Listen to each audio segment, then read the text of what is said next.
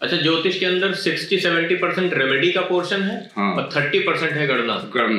तो अगर गणना कोई खींच खांच के कर भी लिया तो रेमेडी से प्रॉब्लम कैसे सॉल्व करेगा? और जब तक कोई समस्या का समाधान नहीं होगा तो वो चाहे डॉक्टर हो या एस्ट्रोलॉजर हो, बेकार है। बेकार। अच्छा, आपके हिसाब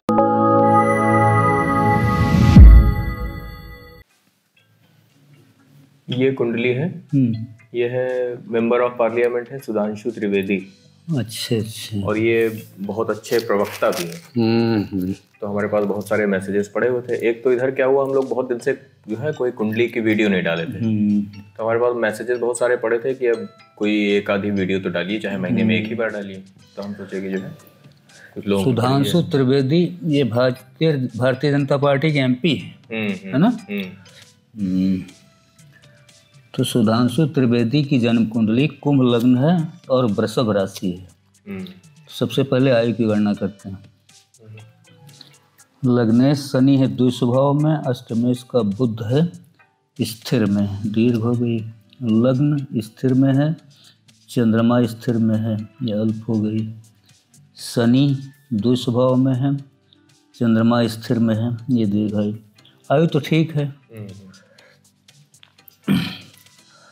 अब धन भाव देखो, धन भाव का मालिक गुरु धन भाव के घर में ही बैठा है, सेकंड हाउस में। यहाँ मंगल बैठा है, कुंभ लग्न में मंगल दशमेश है ना, और तृतीय से तो ठीक है, धन भाव की स्थिति ठीक है।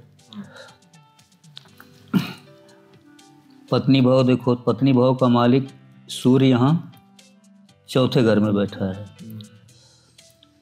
यहाँ चंद्रमा भी है, बुध भी है, राहु की दृष्टि है 7, 8, 9, 10, और किसी ग्रह की कोई दृष्टि तो है नहीं। ये भी भाव ठीक है, पत्नी भाव भी। वो एक बार राजयोग देख लीजिए सारे। हाँ। और पंचम भाव बुध है, ये आया चौथे घर में है ना। यहाँ शनि बैठा है, तो ये राजयोग में देखो तो सबसे पहले लग्नेश 5वें घर में आ गया, और शनि यहाँ पे उच्चाभिलाषी है।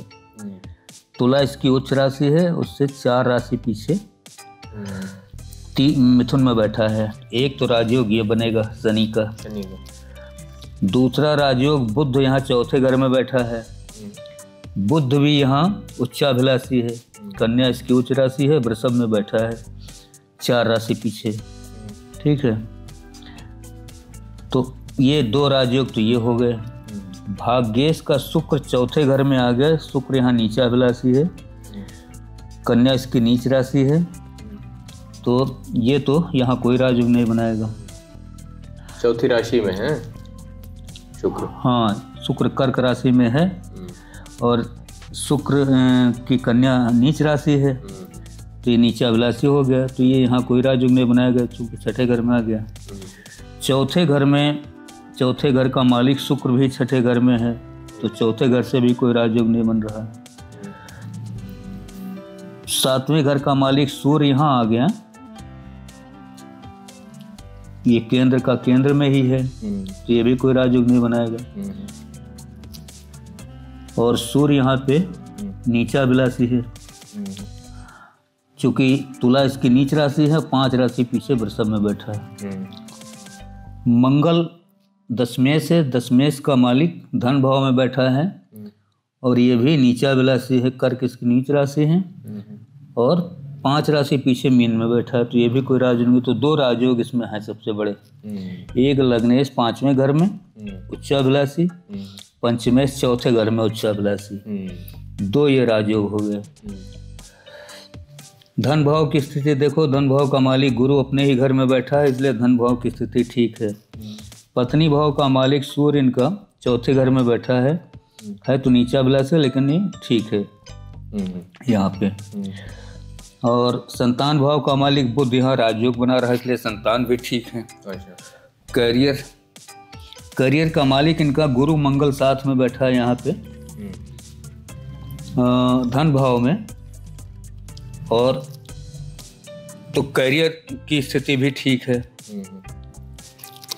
ये मेंबर ऑफ पार्लियामेंट है। हाँ, भारतीय जनता पार्टी से बहुत बड़े प्रवक्ता भी हैं। हाँ है ना। हाँ, प्रवक्ता तो यहाँ ये गुरु मंगल के कारण है। अच्छा। गुरु ज्ञान का कारक है, मंगल वाणी का कारक है।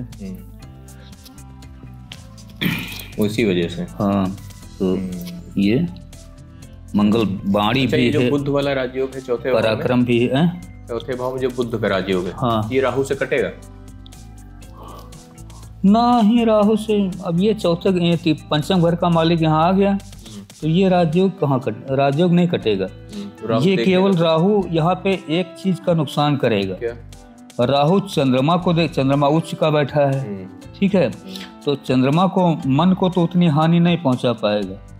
हाँ, लेकिन सूर्य यहाँ नीचा अभिलाषी है, और सूर्य इस कुंडली का 7वें घर का मालिक है, पत्नी के घर का।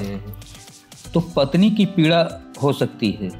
हाँ, पत्नी को यदा कदा शारीरिक स्वास्थ्य में फर्क पड़ सकता है, और इनके लिए हड्डियों में दर्द वर्द की शिकायत हो सकती है कभी कभार। अच्छा। बस बाकी तो और कोई फर्क नहीं पड़ेगा। बाकी ठीक है कुंडली ना। हाँ, बाकी कुंडली हमारी 2 राजयोग हैं कुंडली के अंदर। दो राजयोग हैं, बड़े राजयोग हैं, है ना, तो दोनों ठीक है। ठीक है फिर, है नहीं। अंतर श्रृंगार की वियोग से संयोग की यात्रा में जो संचारी भाव चलता है वो अनाहत चक्र पर चोट करता है, उसे खोलकर मुक्त कर देता है। स्नायु तंत्र सजीव होकर ब्रह्मांड यानी पंचम तत्व में विलीन होने के लिए तत्पर हो जाता है।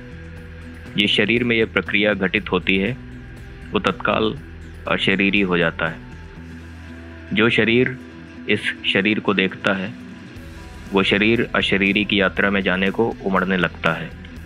ब्रह्मांड की आदि शक्ति जो मोह के प्रभाव में रहती है मुक्त हो जाती है और दोनों शरीर अशरीरी में संभोग कर लेते हैं। पर यह नारायण की स्थिति नहीं है। यह घटना मन के नियंत्रण में है। इसे ज्ञानी जान नहीं सकता, क्योंकि ज्ञानी मन के द्वारा छला हुआ एक नर या नारी है जो सुषुप्तावस्था में है। उसके जागने में बहुत समय है अभी। सच्चे गुरु का इंतजार और सच्ची मेहनत की कमी।